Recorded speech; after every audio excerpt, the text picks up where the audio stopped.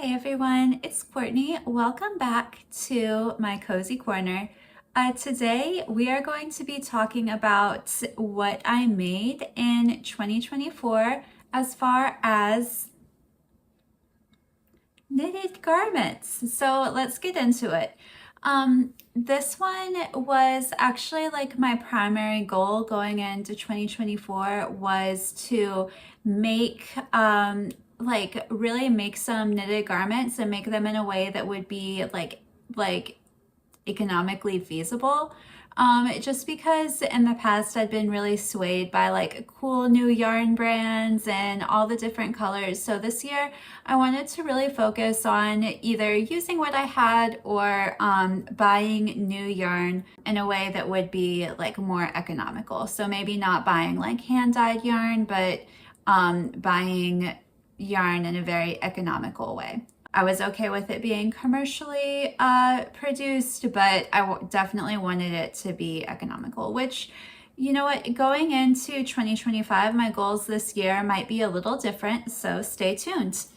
All right, let's talk about it. Let me pull it up on Ravelry real quick.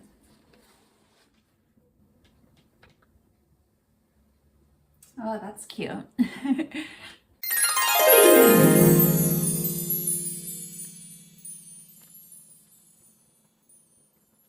Believe it or not, I actually made over 100 projects this year. I can't believe it. And okay, and I'm only saving in Ravelry as Ravelry projects, like generally when I start a new pattern for the first time. So, I mean, and I'm sure the market people can relate. Like, as far as actual finished objects, it's probably like that number is probably not accurate because like how many little piggies did I make? I made like 4. How many little chickens did I make? I made 5 or 6. So yeah, but the point of saving my projects in Ravelry is to keep track of a new pattern that I give a try. So as far as those guys, which I mean here I have like 2 different baby jellyfish saved. I think I have baby jellyfish saved like 3 times, trying out like the pattern with different types of yarn, different types of eyes. It was one of the first patterns that I learned how to crochet. So again, this isn't an exact science, but as far as Ravelry projects saved, I do have 201 projects saved in my Ravelry account right now.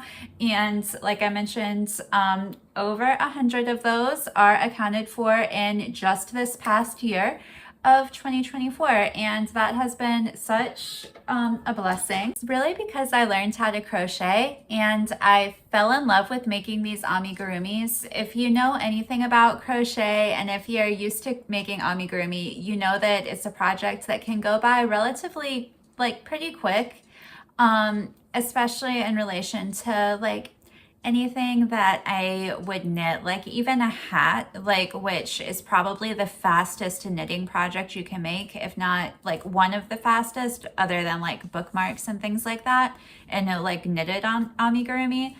A hat was like my go-to accessory because it was like so quick. But anyways, then I'd make all these hats and not really have anyone to give them to. Sorry, I'm going off on a tangent. The point is that amigurumi is like multiple times faster to make than even a knitted hat. So you can imagine, like I'm just cranking through the amigurumi, and now I have over 100 projects in Ravelry saved for this year, which means I probably tried roughly that many new patterns this year, or roughly that many patterns. Yeah, like I can't say exactly how many are new, but you can imagine. Anyways, enough rambling. Let's get into it. Today we are talking about the knitted garment like portion of this Ravelry like list specifically, and I'm gonna tell you about the first one that I started in 2024, and that would be my summer secret crop. I just called it the summer crop, I think, by Jessie Maed Designs. And it's a nice one. It's a nice one. I'm gonna put a picture of it up here on the screen. It's one that I mostly wear as like sleepwear. I don't really wear it to like leave the house, you know, but very nice. Very Like, oh my goodness. Can I say demure? Very mindful. And I love, I love this top. It was a quicker knit than the other ones, and it was one of the ones that I was working on when I realized that I was twisting my stitches. So about half the project has twisted stitches and half of it does not, but honestly, I think it looks great. So I would give this project definitely a 10 out of 10. I really liked actually the details along like the side and the underarm and the strap and how it all came together. So yeah, and also I do think that Jessie Maed does a great job at writing her patterns and pattern design. It was a really fun pattern to read. I really liked the way it was written. My goal going into 2024 was to make a bunch of garments, and really I made like one garment before I got into amigurumi. And that's okay, but we might not have a very extensive garment list, just to let you know. So the next garment that I made was the Seacrest tee. I really like this. I was like listening to like Lady Gaga around the time that I finished this project. I had the song, like I had one of her songs like in my mind as I was like finishing it. Anyways, I made this with Universal Yarns Bamboo Pop Sock in colorway 404 Wildflowers. And this really went, I feel like it really was like a product of my goal at the start of the year, which was to knit more economically, even if I did end up buying new yarn. Because it can be so stressful to say I have all these different skeins, and if what you want is to knit like a solid color garment, which now I'm working on something with multiple different colors and multiple different skeins, but I don't know, like I don't know what I was thinking at the time that I couldn't do that. But that was really what I had like in my mind, was this idea, this thought that I wanted to make something that was like a solid, all the same yarn. And it honestly, it might have come from listening to somebody else, listening to other people and hearing about what they wanted to make. Anyways, so that's what I did. And I made the Seacrest tee. It's a pattern from Ashley Lillis, and if you've seen this pattern before, I'll put a picture of the pattern up on the screen. It has like some stripes, and I just didn't do that. I just held the two bamboo pop socks together, and it kind of has like is marled the right word for this? I'll put my project back on the screen. It has a unique effect throughout the piece. Can I be honest with you guys? The bamboo pop sock, like, I almost can't like be a partial, like I'm kind of partial as I judge this, because you guys, this yarn takes forever to dry. like I wash it and then I put it out to dry, and because I live in like a duplex, like, and there's there's like 4 of us in here and a cat, like there's just like not a lot of places. Like I feel like, and we've got all our stuff in here too, like there's just not like, I have to basically be moving the shirt like throughout the couple days that it's drying from place to place. I wonder, should I just leave it outside to dry? You guys let me know in the comments, like, what are your experiences with like line drying? Because this has been like a real issue, and it's kind of caused me to not want to wear it as much, just because once it's washed, it takes a long time to dry. And I was also wearing it in like the spring and summer too. So like I'd go out walking around in my neighborhood and everything, and I'd get hot and sweaty, and then I'd have to wash it, like, so it's not something where it would just like air out, especially like I know wool has these antimicrobial properties, and also like because of some of the like breathable, I think, I don't know, because some of the properties that wool has, it will dry quicker, especially if it's like just fingering weight. But the bamboo pop sock, I held it double. I wonder if I make a garment with just one strand of the bamboo pop sock and don't hold it double, I wonder if that will make a big difference. Maybe we'll see, because honestly, I still have some of this bamboo pop sock left, and I've been kind of wondering what I should do with it. Maybe I'll give that a try. I will say, like, I would have added more length to the sleeves next time. That's all. Actually, Nitty Natty, one of my favorite knitting YouTubers, has mentioned that sometimes patterns just don't have a lot of room in the sleeves. So maybe it's just something that's generally true across like different knitting patterns, I guess. I don't know, just putting that out there, and you can make your own informed decision about what that is, whether or not this is true. Okay, I said next time I knit the body a bit longer too. That's interesting.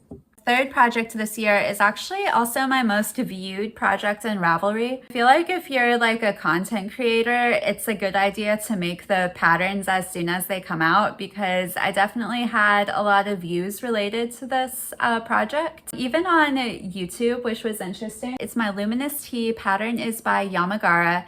And it was really interesting to knit, and it did actually include just a bit of crochet detail around the armhole, which I thought was really nice. Actually, at the end of it, honestly, I get kind of impatient, and I was like, whew, at the time having to kind of the surface crochet is a new skill, but there are I believe some tutorials on Yamagara's Instagram that you can check out, or maybe not like tutorials, but just like videos that are helpful on her Instagram, and I would recommend checking those out if you are knitting this pattern for the first time.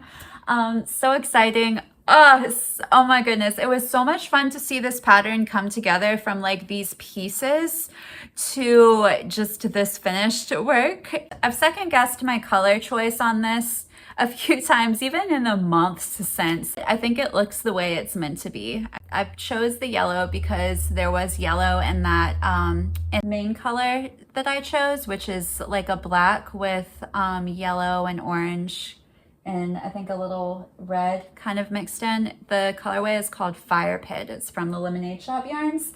So I chose this yellow that I had hand dyed with turmeric because I thought it'd go really nicely with those speckles. And well, I shouldn't even say it's speckles. Like, I don't know. It's just really lovely. The method that the Lemonade Shop yarn uses to dye this colorway is beautiful. And then of course, like, I mean, I guess I could have gone with a red, but I didn't know what other color to add. And the pattern calls for 2 skeins of main color, but I only had 1 skein of this Fire Pit colorway. So I knew I'd have to work in possibly a 3rd contrasting color to still get like the yellow stripe like at the top, you know. Looks fine. Yeah, it was just, maybe I could have even gone with like a different shade. I don't know. You know what? All worked out the way that it's meant to be, meant to work out. I think it looks great, even though it's not the colors that I would typically use. On my Ravelry, I have listed like all the colors that I used, and I think I mentioned all of them in this video right here. It's just the gray is a colorway. It is what it is, also from the Lemonade Shop yarns. All right, guys. Oh my goodness, I can't believe it. We're like halfway through our list. We're like halfway through our list of all the garments that I made in 2024, which, okay, although I might have had bigger goals and bigger plans for garment making at the beginning of this year, and I think I told myself this when I was like halfway through the year. I was like, what am I gonna like say in my update to my followers? Like, it looks like I've kind of not been as into the goal, you know, as like I typically am, I guess. But can I say something? In the years prior of me knitting, I had made like, okay, 2021 excluded because I didn't make any garments that year. That was my first year picking back up the needles since like middle school. And also I was knitting with twisted stitches until 2024, okay? Let's keep that in mind. 2022, I think I made 2.5 garments. I say 2.5 because I had a whip ending out the new year, or like ending out the year 2022 that I finished in 2023. I finished 2 garments in 2022 and had 1 still on the needles, okay? In 2023, I finished that work in progress that was still on the needles, and I also finished 2 more tops. You know what? All through that time, I see progress, definite progress happening. Like as far as like the tops that I finished were becoming more and more things that I would actually want to wear out and not just an experiment in whether or not I can make a top. So that's been fun, and it's all been growth opportunities. And in 2024, I wanted to try something. I wanted to take my garment making more seriously. And I totally did. Did I make things more economically? I mean, yes and no. Like, I did still buy yarn. And when I look back on it, like, did I need to buy that? Like, probably not, because I could have just did what I'm doing now, which is like marling my projects together. To be honest with you, sometimes maybe this goal was too big for me, because I mean, now knitting a sweater doesn't seem so impossible. And honestly, it might be thanks to that person that pointed out online that I was knitting incorrectly, because knitting the right way is much easier than knitting incorrectly. And that might contribute to bringing some of that anxiety down. I don't know. And just knowing that I'm doing things correctly now, like maybe a part of me wondered if I wasn't doing something correctly before. Clearly, I had some mental roadblocks up that were preventing that from seeming so straightforward. And that's okay. Okay, so circling back, comparatively, I've already knit 4 garments this year, and I'm working on my 5th. It's possible that I could finish my whatever sweater by the end of 2024, but I'm not gonna hold myself to that. Whenever I'd be like, is my audience gonna feel like I haven't committed to my goal, which is probably just me projecting my own insecurities about whether I feel that I've committed to my goal. I would remind myself, I've technically knit, like, I've already knit like close to double, like I've already knit more than I have in previous years. Anyways, that's all. I've covered 3 knitted garments so far. My 4th one is actually a little different. It's a pair of shorts. These were an absolute necessity because where I live in the summer, it got pretty hot. It got kind of hot. Let me pull up my Ravelry project page so I can give you all the details. This project is just titled Shorts. That's what I named it in my Ravelry profile. It says Shorts. Oh, because the pattern is actually called Sports by Stephen West. The pattern is called Sports. I knit the size 5, and I'm gonna be honest, I think there were like, I think it only goes up to like a certain waist measurement, and I'm not gonna lie, I don't think it's the most inclusive. I did, however, pick this pattern because it is worsted weight, and I'm not gonna lie, I was knitting a lot of socks and fingering weight at the time, and I kind of also wanted my shorts to work up quickly. I also needed them quickly because it was already hot. It was already in the thick of summer when I decided to knit these, and I decided I wanted to hand make my shorts instead of just go to the store and purchase some, which I'm not sure is the most healthy decision, and it's not something I would like encourage anyone else to do. You know, if you need something and you have the means to buy it, perhaps you should go ahead and do that. Me, however, I chose the most roundabout route to getting my shorts. Well, thankfully, I already had the yarn. I was able to use yarn. I already had the, it was just wool of the Andes.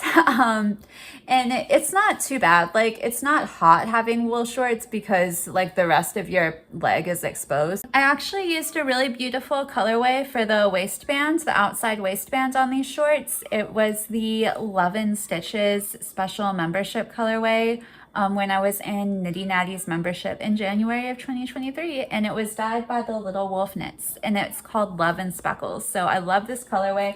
I'm glad I got to put the last little bit of it in it to a project that, like, I feel like it really showcases this little bit of yarn because the rest of the pants, the shorts, are black, and the inside of the waistband is actually just like an almond colorway from Wool of the Andes. That's the Knit Picks, like one of the Knit Picks worsted weight wools.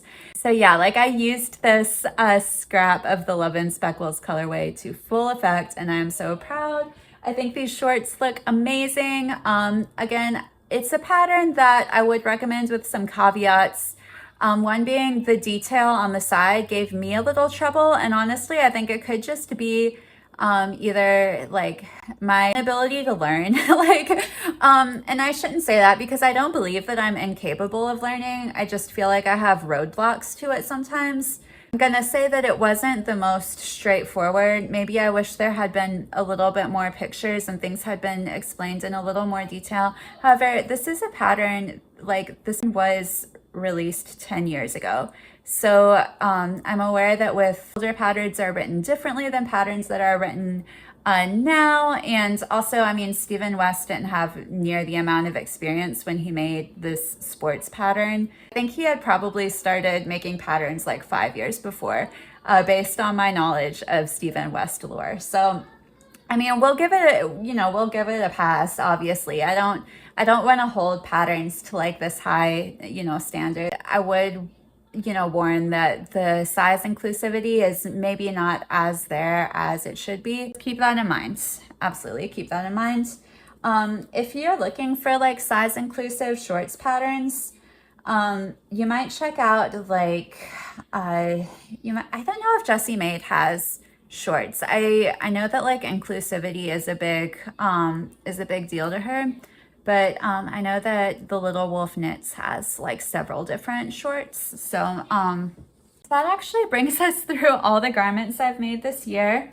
My current work in progress is the Whatever sweater. It's from Julie Knits in Paris.